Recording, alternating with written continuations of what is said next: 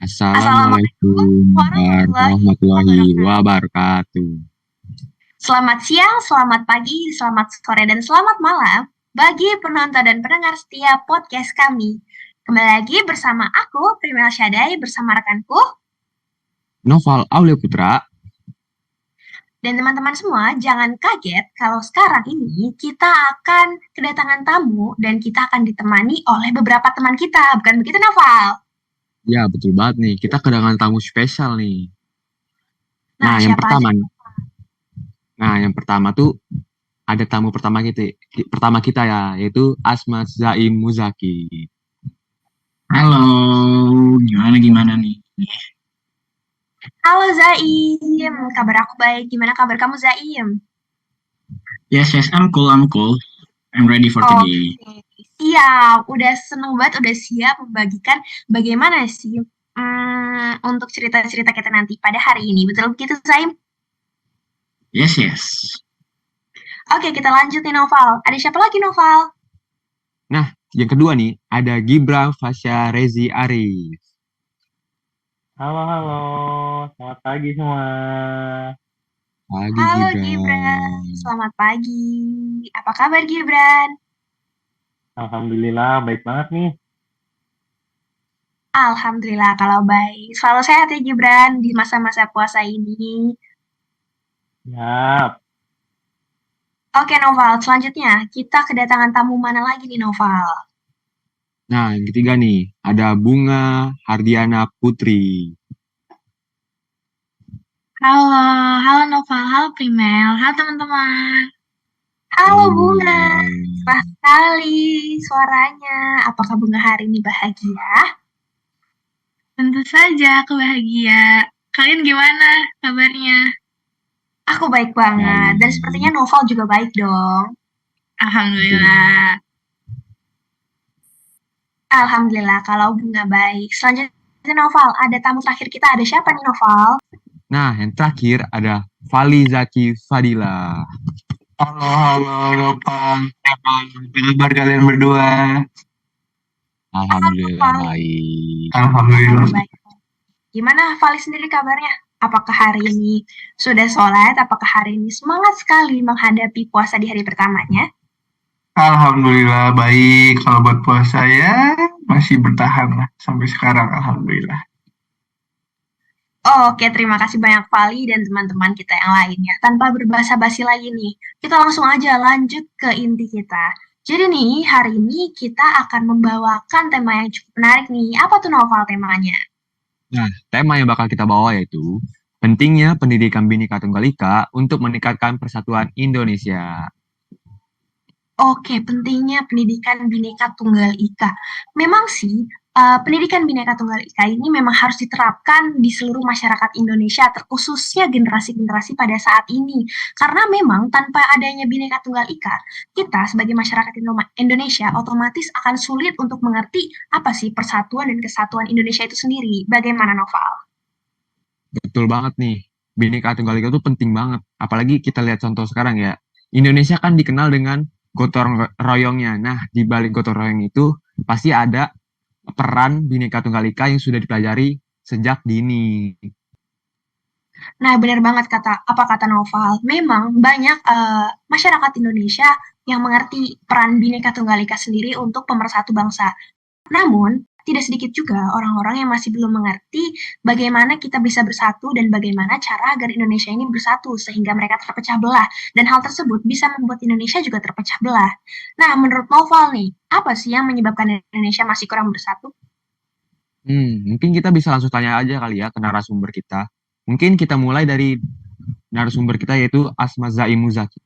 Kalau menurut Zaim, kira-kira apa sih yang menyebabkan Indonesia masih kurang bersatu? Oke, thank you buat moderator pertanyaannya.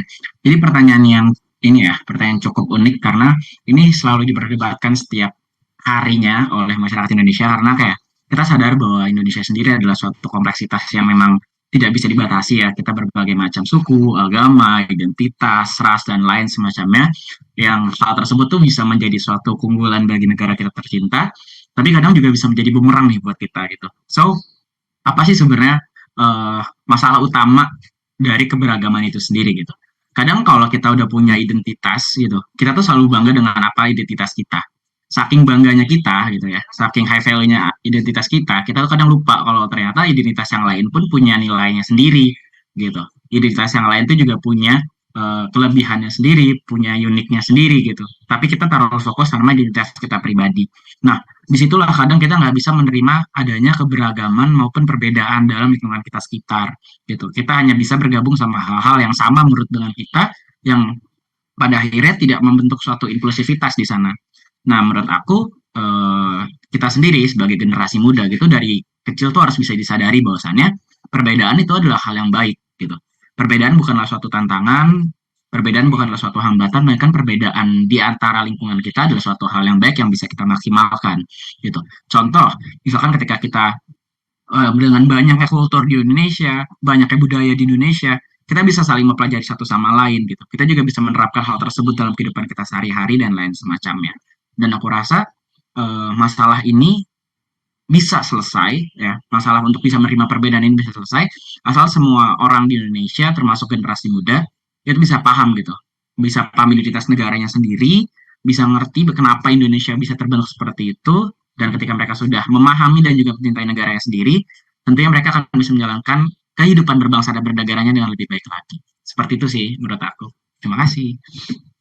Oke Zaim, terima kasih banyak atas pendapatnya. Mungkin memang menurut Zaim, ini sudah bisa diketahui bahwa perbedaan inilah yang menjadikan Indonesia ini dapat bersatu. Namun, bagaimana dengan orang-orang dan masyarakat di luar sana yang belum menyadari hal tersebut? Menurut kamu gimana Zaim? Oke, orang-orang di luar sana yang belum menyadari hal tersebut ya. Sebenarnya kesadaran ini berangkat dari masalah baik lagi. Kita nggak bisa memungkiri bahwasannya kalau kesadaran orang lain akan suatu hal itu tidak bisa didasari dengan suatu masalah. Pasti harus ada masalah dulu yang bisa mereka rasakan gitu.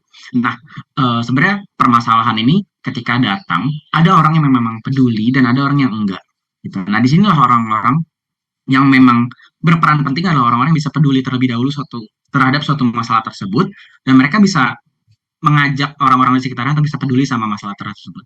Misalnya, kita bisa ambil contoh kecil ketika ada suatu perbedaan di dalam kelas gitu kan. Ada orang-orang yang memang punya beragama Islam dan ada orang-orang juga dengan beragama Kristen gitu.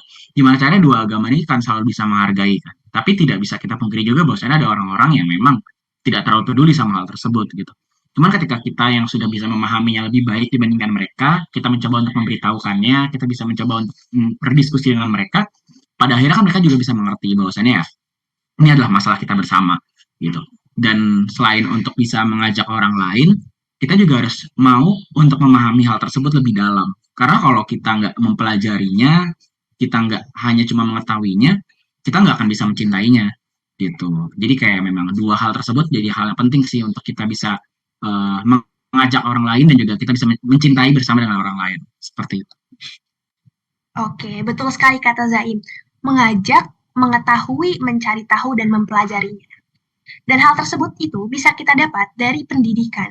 Nah, pendidikan ini merupakan media karena pendidikan memiliki peran sentral dalam kehidupan saat ini untuk melakukan percepatan informasi, pengetahuan, dan juga kemampuan masyarakat.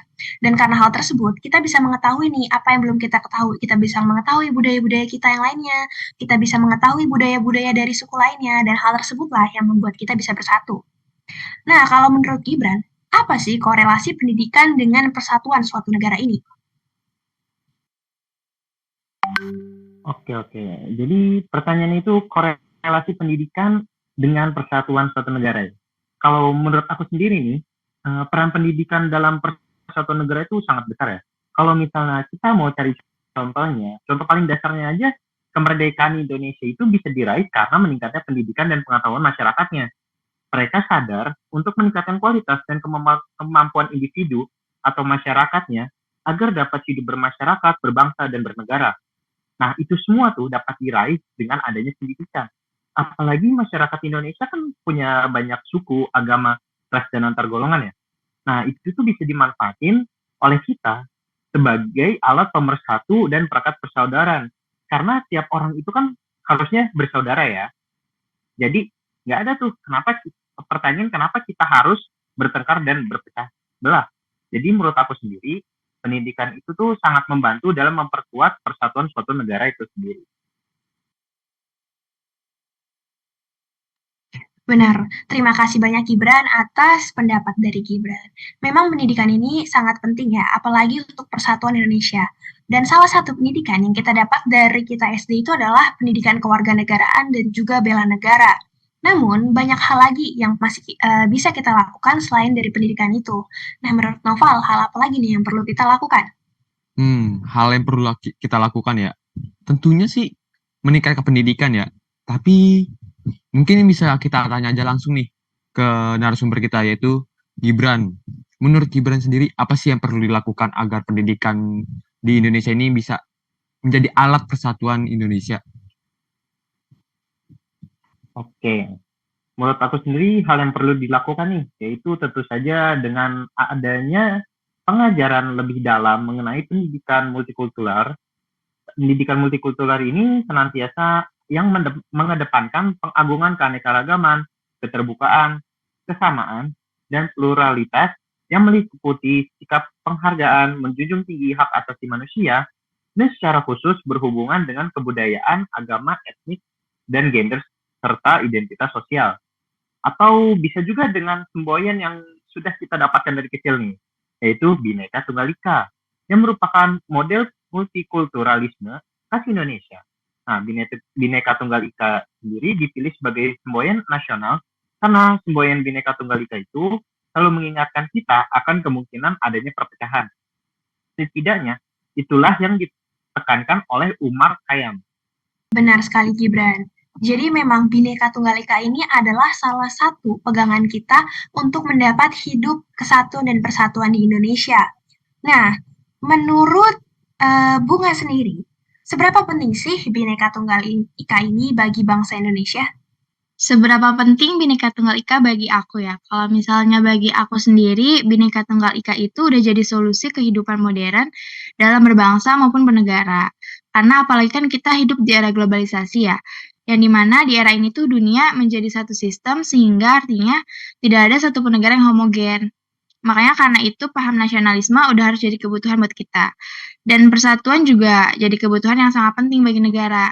Mengingat dampak negatif globalisasi ini bisa aja menggerogoti kedaulatan negara. Dari situ deh prinsip Bhinneka Tunggal Ika menjadi penting. Oke, jadi benar banget apa kata Bunga. Jadi Bhinneka Tunggal Ika ini merupakan salah satu taman kita untuk menghadapi globalisasi yang semakin kesini ini bukan hanya dampak positif saja yang terlihat, tapi dampak negatifnya juga. Nah, kalau boleh ditanyakan ke Vali, bagaimana menurut Vali mengenai pentingnya Bhinneka Tunggal Ika bagi bangsa Indonesia? Oke, jadi pendapat dari saya tentang Bhinneka Tunggal Ika ya kita bisa melihat dari negara kita yang banyak banget budaya, banyak banget ras dan semboyan Bhinneka Tunggal Ika itu menjadi salah satu penyatu kita lah. Dan kalau dilihat juga dari sejarah Kerajaan Majapahit yang pernah menguasai Nusantara pada abad 13 sampai 15 Masehi, itu mereka mencotokkan harmonisasi kehidupan masyarakat yang plural. Pada zaman keemasannya, Majapahit mampu membuktikan bahwa perbedaan agama dan keyakinan bukanlah sesuatu yang harus diperdebatkan dan dipertentangkan. Bhinneka Tunggal Ika itu juga merupakan semboyan yang ada sejak zaman Majapahit, yang dimana wilayah kekuasaan Majapahit itu luas, membentang dari Semenanjung Melayu hingga Papua, melalui Kalimantan Utara, dan mereka membutuhkan alat pemersatu yang mempersatukan beragam kebudayaan dalam menjaga keharmonisan kehidupan beragama di persatuannya. Fakta keharmonisan dalam masyarakat yang beragam tersebut menunjukkan bahwa masyarakat Majapahit jauh lebih maju daripada masyarakat Indonesia saat ini dalam hal menghargai perbedaan, toleransi, dan hidup rukun antar sesama umat manusia tanpa adanya sekat-sekat pembeda yang dilatar belakangi oleh perbedaan ras, suku, maupun agama. Seperti itu, Primel. Oke, Vali. Jadi untuk mencapai persatuan itu sendiri, kita harus menghargai perbedaan, bersikap toleransi, dan hidup rukun antar sesama umat manusia tanpa adanya membeda-bedakan. Mengingat apalagi kita ini terdiri dari suku dan budaya-budaya yang berbeda ya. Ya nih, betul banget nih. Apalagi menurut Valih kan tadi dia bilang ya, kerajaan Majapahit itu menjadi salah satu kerajaan yang menerapkan Bhinneka Tunggal Ika, sehingga dia dapat memperluas wilayahnya dan menjadi salah satu kerajaan paling maju kan. Nah lanjut nih, mungkin ada tambahan atau pendapat lain nih dari Zaim. Bagaimana sih kenapa Bhinneka Tunggal Ika itu penting? Oke. Bhinneka Tunggal itu kan semboyan negara kita juga ya, gitu kan. Ibaratnya itu jadi salah satu representatif yang menggambarkan, oh Indonesia tuh seperti ini loh, Bhinneka Tunggal Ika. Gitu, berbeda-beda tapi kita suatu jua. Nah itu adalah nilai, menurut aku sendiri, itu penting, kenapa? Karena itu memang bentuk suatu representatif dari negara kita juga. Gitu. Sebagai bentuk representatif, ketika ini tidak bisa dijalankan, ya menurut aku itu tidak seharusnya begitu sih. Memang pada akhirnya ya kita sebagai masyarakat Indonesia harus bisa benar-benar mengimplementasikan apa yang menjadi makna dari Bhinneka Tunggal Ika itu sendiri gitu. Dan selain menjadi representasi, ini juga tentunya menjadi suatu pedoman untuk kita menjalankan tanggung jawab serta kewajiban sebagai masyarakat berbangsa dan juga bernegara. Seperti itu sih. Oke, terima kasih banyak Zaim atas pendapatnya. Nah, kalau boleh tahu nih Bunga, menurut Bunga sendiri, kenapa Bhinneka Tunggal Ika itu penting di Indonesia? Karena menurut aku tuh Bhinneka Tunggal Ika mengajarkan kita perilaku inklusif dan sifat pluralistik, yang dimana kepentingan bersama itu harus selalu diutamakan daripada keuntungan kepentingan pribadi. Terus juga selain itu sikap toleran, sikap kasih sayang, saling menghormati, menjadi kebutuhan wajib untuk segenap rakyat Indonesia agar terciptanya masyarakat yang tentram dan juga damai. Pendapat-pendapat dari narasumber kita nih keren-keren ya. Mampu membuka mindset kita tentang Bhinneka Tunggal Ika. Nah, dari tadi kan kita ngomongin ya, apa itu Bhinneka Tunggal Ika, seberapa penting Bhinneka Tunggal Ika. Terus yang terakhir nih pengen tahu gimana sih cara kita menerapkan Bhinneka Tunggal Ika. Karena kan kalau kita nggak terapin ya percuma ya, kita nggak merasakan apa itu Bhinneka Tunggal Ika. Menurut Vali sendiri, gimana sih kita agar bisa menerapkan Bhinneka Tunggal Ika di bangsa kita ini? Ya, sebenarnya kita sebagai masyarakat ini dari kecil sampai yang gede pun juga sebenarnya harus bisa untuk menerapkan Bhinneka Tunggal Ika. Namun pada dasarnya pemerintah sebagai penentu arah kebijakan itu tidak bisa berjalan sendiri tanpa peran sekolah dan guru sebagai pelaksana kebijakan di tingkat akar rumput. Dan guru merupakan salah satu pilar dalam pusat pendidikan yang memegang peran penting dalam pendidikan karakter. Dan sebagai bagian yang turut serta dalam pembentukan karakter pada setiap generasi, guru memiliki peran yang sangat krusial untuk menanamkan apa itu Bhinneka Tunggal Ika kepada anak-anak bangsa gitu. Jadi sebenarnya Bhinneka Tunggal Ika itu diterapkan di mana aja. Cuman untuk di sekolah itu jadi salah satu poin penting karena dari kecil anak-anak yang bersekolah harus sudah ditanamkan Bhinneka Tunggal Ika. Seperti itu, Nopal. Oh, begitu ya menurut pendapat Vali. Kalau menurut pendapat Gibran sendiri, gimana sih kita menerapkan Bhinneka Tunggal Ika sendiri di bangsa kita saat ini? Jadi aku kayak mau nerusin pendapat Vali yang tadi ya. Menurut aku sendiri nih, pendidikan karakter bakal berjalan efektif dan utuh jika kita tuh melibatkan 3 institusi, yaitu yang pertama ada keluarga, sekolah, dan masyarakat. Nah, pendidikan karakter tidak mungkin berjalan dengan baik jika mengabaikan salah satu institusi ini, apalagi terutama keluarga kan. Keluarga itu merupakan institusi yang pertama kali bagi anak dalam mendapatkan pendidikan dari orang tuanya. Keluarga akan membentuk karakter seseorang dan akan berpengaruh pada lingkungannya. Sebab keluarga merupakan lingkungan yang pertama dan utama bagi pembentukan karakter seseorang. Peran penting dan kualitas keluarga juga akan mewarnai pembentukan karakter, yaitu pada model pendidikan yang diberikan orang tua terhadap anaknya. Jadi, lingkungan dan keluarga memiliki peranan yang sangat besar dalam membentuk kepribadian dan perilaku sosial dari seorang anak tersebut.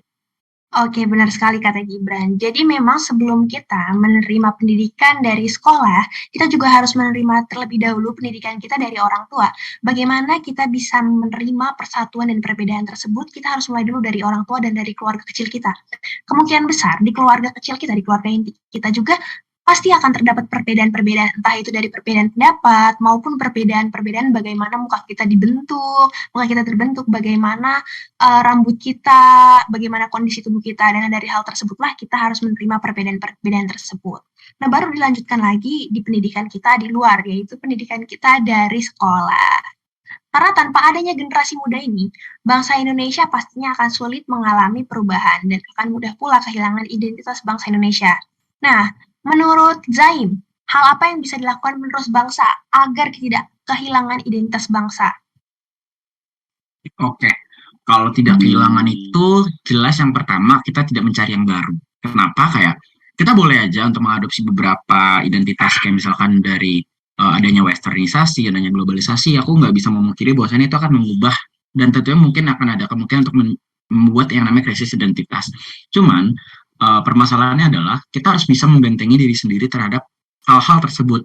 Gitu. Kita boleh untuk bisa mengerti dan mengetahui apa sih yang memang ada dalam budaya tersebut, tapi kita juga harus memilah-milih mana yang memang bisa kita sesuaikan dengan budaya kita sendiri dan mana yang tidak gitu. So pertanyaannya di mana ya? Jelas kita harus bisa mencintai kembali apa budaya kita. Kita coba harus tetap bangga tentang budaya apa yang kita punya gitu. Kita nggak boleh mendiskriminasi terkait hal tersebut. Kita tidak boleh menganggap bahwasannya ya budaya kita budaya yang konvensional, budaya kita adalah budaya yang memang bisa dibilang tidak modern dan lain semacamnya. Budaya-budaya kita tuh bentuknya fleksibel kok gitu. Kita bisa menerapkan budaya-budaya kita tuh di berbagai hal. Dan kita juga tidak dipaksa oleh negara kita tercinta juga untuk harus selalu seolah-olah setiap hari kita harus selalu dalam tanda kutip berbudaya kan gitu. Nah, apa sih misalkan contoh kecil budaya Indonesia kan sopan dan santun. Sesimpel itu aja. Atau misalkan budaya orang Indonesia berpakaian yang rapi dan sopan. Tapi dengan adanya globalisasi dan juga westernisasi, banyak sekali saudara-saudara kita, teman-teman kita yang bahkan tidak memerhatikan nilai-nilai tersebut lagi gitu. Padahal dari hal kecil itu aja udah bisa terlihat kan bahwasanya budaya Indonesia itu tidaklah memberatkan. Budaya Indonesia malah membentuk karakter kita untuk menjadi pribadi yang lebih baik. Nah, dari situ sih aku bisa menilai bahwasanya ya kita gimana cara untuk bisa mengerti terlebih dahulu esensinya dari budaya kita, mencoba mencintai budaya kita dan juga mencoba untuk mengimplementasikan budaya kita. Seperti itu. Jadi hal yang pertama yang harus kita lakukan adalah kita cintai dulu budaya-budaya di Indonesia. Dengan hal tersebut, kita tidak akan kehilangan identitas bangsa Indonesia tersebut. Nah, menurut Bunga sendiri, apa yang bisa dilakukan penerus bangsa, generasi-generasi muda Indonesia ini agar tidak kehilangan identitas bangsa Indonesia? Oke, kita juga tentunya sebagai salah satu penerus bangsa, pastinya kita wajib memiliki semangat juang yang tinggi, baik bisa dilakukan dengan menyampaikan ide-ide pembangunan yang baru, ataupun keinginan kita untuk terjun langsung dalam mencapai tujuan pembangunan nasional tersebut. Sekarang kita juga bisa lihat ada banyak banget tenaga pendidik yang masih tergolong muda dan semangat dalam memberikan pendidikan yang bermutu untuk generasi selanjutnya. Belum lagi banyak banget juga kegiatan-kegiatan pemuda Indonesia yang tujuannya itu untuk meningkatkan mutu pendidikan terutama di daerah-daerah terpencil. Kayak gitu. Oh, begitu ya. Dari pendapat-pendapat narasumber kita sebelum-sebelumnya nih, kita mungkin dapat ngambil kesimpulan ya. Kita tuh nggak cuma harus tahu sepenting apa sih Bhinneka Tunggal Ika itu, sepenting apa sih pendidikan Bhinneka Tunggal itu. Kita juga harus menerapkan pendidikannya tersebut. Karena ya kembali lagi, kalau kita nggak terapin, kita nggak bakal tahu rasanya atau dampaknya Bhinneka Tunggal Ika untuk bangsa Indonesia sendiri. Nah, maka dari itu, Indonesia itu butuh peningkatan pendidikan multikultural yang baik dengan bantuan sekolah, keluarga, dan lingkungan, sehingga diperoleh output dan outcome yang dapat menunjang Indonesia untuk menjadi negara yang lebih bersatu.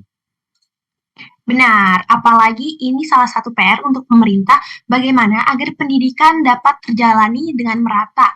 Mengingat sekarang di daerah-daerah terpencil ini ada yang belum mendapat pendidikan. Sehingga hal tersebut masih membuat pendidikan bela negara dan juga pendidikan kewarganegaraan ini masih kurang tersebar. Dan hal tersebut juga dapat memicu kurangnya rasa persatuan dan kesatuan Indonesia. Oleh karena itu, pendidikan utama itu harus tersebar secara merata dulu di Indonesia. Oke, ternyata kita sudah di akhir penghujung acara. Sudah di akhir di penghujung lagi. Iya, sekianlah podcast pada hari ini, perbincangan mengenai pendidikan bela negara untuk persatuan di Indonesia. Bagaimana nih teman-teman sekalian? Asik gak hari ini bincang-bincangnya bersama teman-teman kita? Asik dong, bener bukan Noval? Betul banget. Oke, jadi karena kita sudah di penghujung acara, aku ucapkan terima kasih kepada Zaim, kepada Vali, kepada Bunga, kepada Gibran, dan juga kepada Noval, dan tentu saja kepada diriku sendiri, dan teman-teman yang sudah menyaksikan dan mendengarkan podcast kita pada hari ini. Kiranya kalian tidak akan bosan-bosan untuk mendengarkan podcast kita di hari-hari selanjutnya.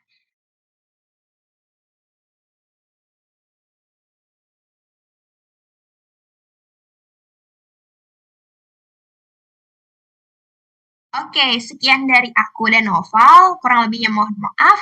Terima kasih. Assalamualaikum warahmatullahi wabarakatuh.